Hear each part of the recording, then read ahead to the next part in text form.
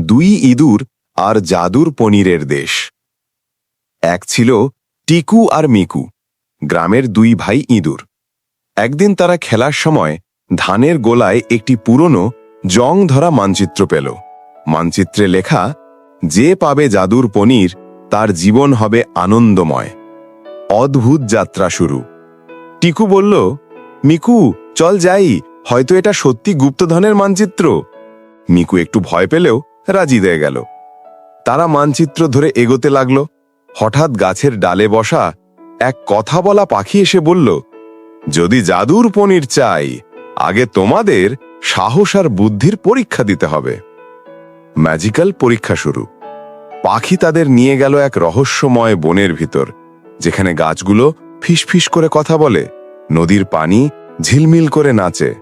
প্রথম পরীক্ষায় তাদের এক ম্যাজিক্যাল দরজা খুলতে হলো। টিকু তার বুদ্ধি দিয়ে ধাঁধার সমাধান করল।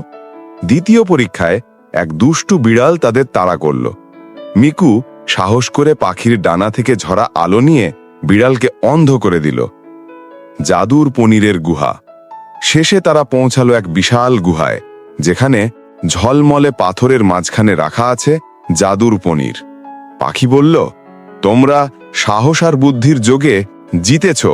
এই পনির তোমাদের সবার জন্য সুখ বয়ে আনবে। গ্রামে ফেরা। টিকু আর মিকু পনির নিয়ে গ্রামে ফিরল। তারা গ্রামবাসীদের মধ্যে পনির ভাগ করে দিল। হঠাৎ সবাই আরো খুশি, আরো শক্তিশালী হয়ে উঠল। কারণ পনির শুধু খাবার নয়, সাহস আর ঐক্যের জাদু ছড়িয়ে দিল।